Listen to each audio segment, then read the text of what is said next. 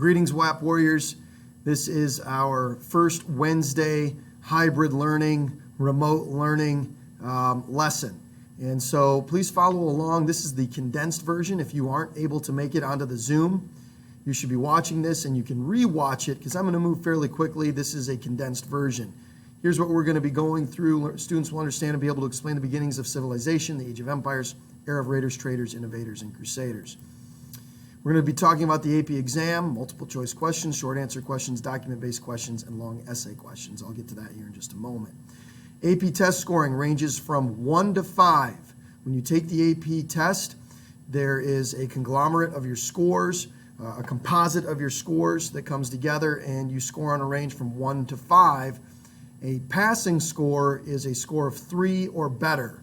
We tend to talk about score the 4. Although 3 is passing and 3 is acceptable, and we want as many students to pass as we can. Last year we had about 110 students pass the AP World History test. We want to score the 4 because a 4 can guarantee you credit, college credit, at places like the University of Michigan.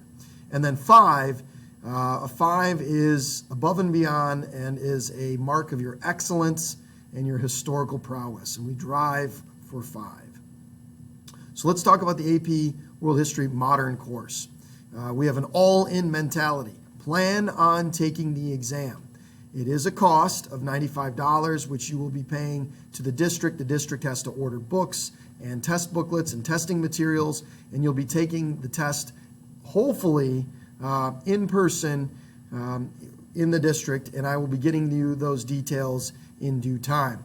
Plan on taking the exam. That $95 is well spent. It is well worth the possibility of passing. Now, is there a chance of failure? Yes, just like anything else in life, there is a chance that you might not pass, but the odds after a year here in AP World History with Mr. Anderson or Mr. Carhart, the odds are in your favor. And passing this could potentially be a cost savings of $1,000 if it is accepted as credit at your university of choosing, be it Grand Valley or Central Michigan or Western or Michigan State or Michigan. You would essentially earn those 3 college credits for an equivalent course. So it is well worth it. And not only that, but if you're taking the course, if you're going to be in my classroom all year, we're going to want to test ourselves and see where we stack up against other students the nation over. So plan on taking the exam. Plan on May 10th. Plan on May 10th.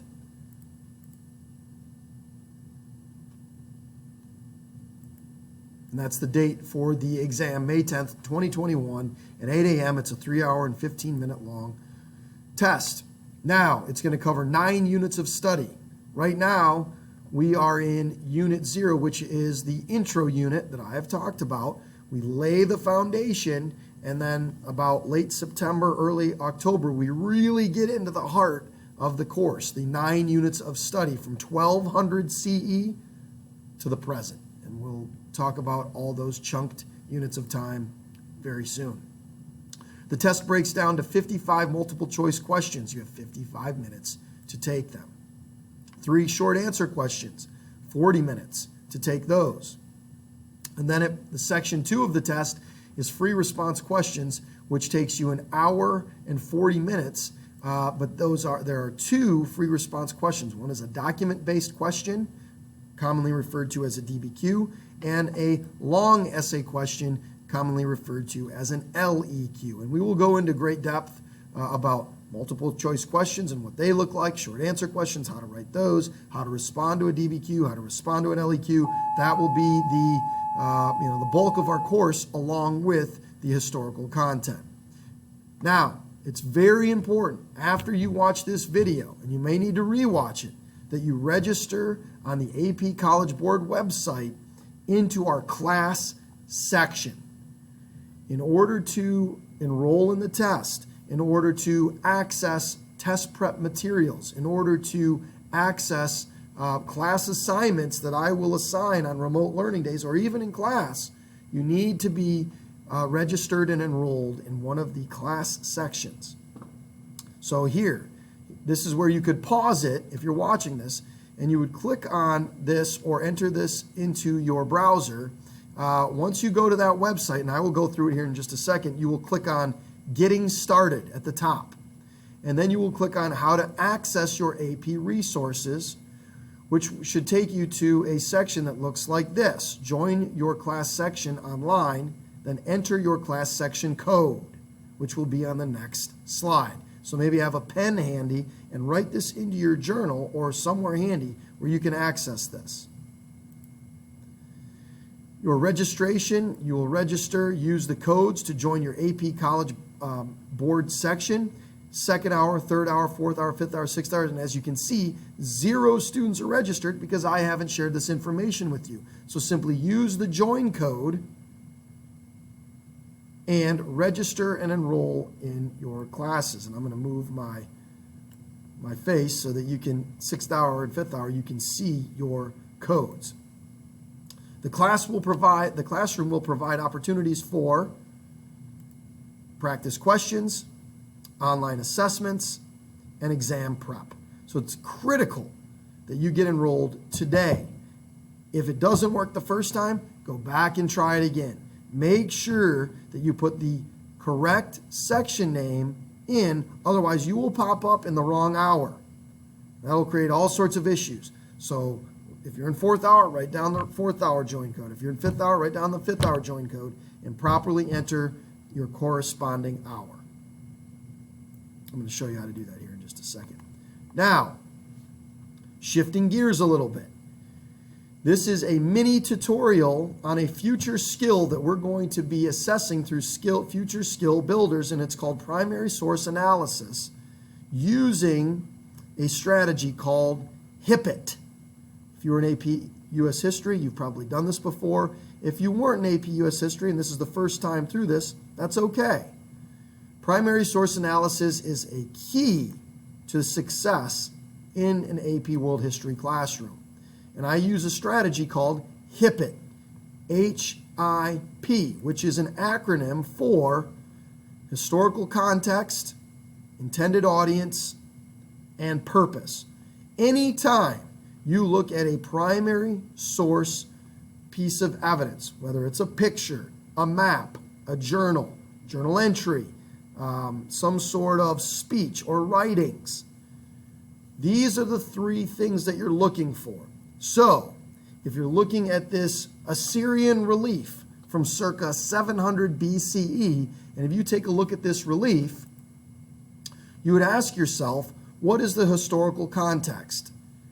And you would answer, this relief is from the era of early river valley civilizations and features a Mesopotamian civilization known as the Assyrian Empire, 900 to 650 BCE. You're providing the context for this picture. Where does this primary source happen and fall along the timeline of historical events?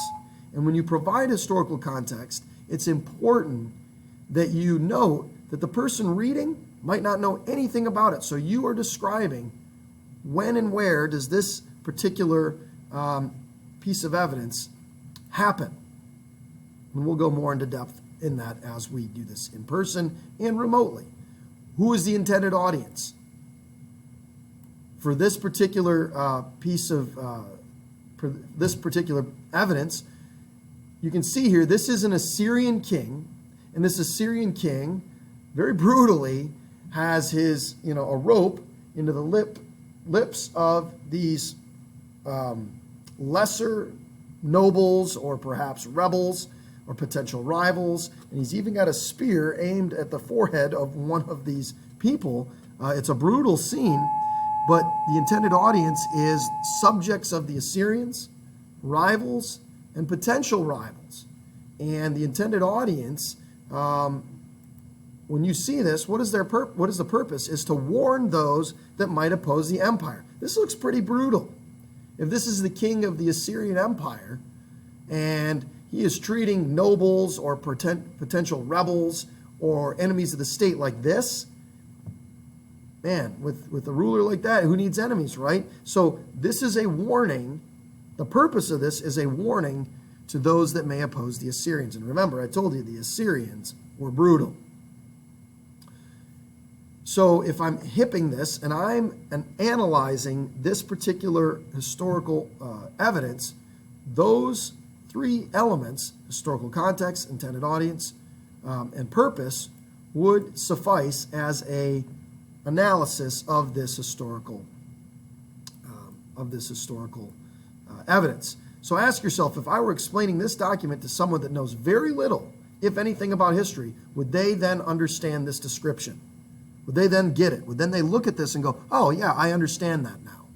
And that is the process of primary source analysis, which is going to be a key element in multiple choice questions, short answer questions, document-based questions, and long essay questions. So in the future, I will be walking you through hipping or analyzing primary source evidence. Now, very quick review before we sign off on, again, shifting gears to a review of the Achaemenid Persian Empire, which is the first empire in the Age of Iron, otherwise known as the Age of Empires. 600 BCE to 600 CE is this chunk of time, and the Persian Empire is a major player during this time period. They are founded by and expanded by Cyrus the Great in 550 BCE. Darius the Great, you remember my story from the last 2 days, the spear bearer, and if you were one of the hours that didn't get the story, I will have to record an additional Mr. Anderson extras. Darius the Great expands and builds the empire and brings it to its greatest heights. Achievements of the Persian Empire over 300 years are metal coinage, royal roads, satrapies or provinces. The empire is subdivided into a bureaucracy governed by satraps, essentially governors of these provinces. They impose standardized weights and measures across the empire so that trade can flourish and travel can flourish, and military travel can be more easily distanced, determined. Tolerance. Compared to the Assyrians, compared to the Babylonians, the Persians look like the good guys. They look like the good cops have come to town. The Persians would allow for, after they conquered your territory, perhaps they would let your king or queen or ruler continue to rule so long as they paid taxes to the Persian king, as long as they submitted some units of the military to the Persian army. Essentially, they would let you continue to govern as is and worship your gods and goddesses so long as you submitted to Persian rule. And in that way, they were, by ancient Mesopotamian standards, somewhat tolerant. They are going to run into a thorn in their side, though, as I talked about. And we're going to talk more about this in person tomorrow. The Greco-Persian Wars, that shouldn't be an equal sign, that should be a dash. The Greco-Persian Wars, and high points of this conflict between this little backwater area called Greece, which is really a collection of city-states like Athens and Sparta, Thebes, and Corinth. One of the most important events is the Battle of Marathon, where the Athenians famously fight back Darius's Persian army, and the messenger runs 26.2 miles, arrives in Athens, yells victory, victory, victory, and then collapses and dies after pronouncing the victory of the Athenians, which gives us the modern 26.2 miles. And then the Battle of Thermopylae, which is where the 300 Spartans famously hold back the large Persian army under Xerxes.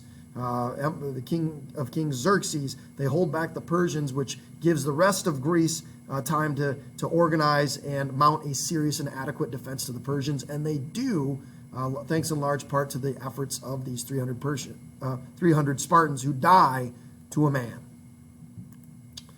And then finally, the empire is conquered by Alexander the Great, whom we will talk about either Thursday and Friday this week or perhaps Monday, who is an interesting figure himself. He's not Greek, he's Macedonian. He's a Greek-trained Macedonian, but he is the one who brings about the downfall of the Achaemenid Persian Empire. So that hopefully should be a review of the Achaemenid Persian Empire, an introduction to the AP World History test, as well as the strategy of primary source analysis. Rewatch this video as needed, and I look forward to seeing you again in person. Make sure to join the class today. Go into AP College Board and please enroll in a section as soon as possible. Have a great day. Signing off.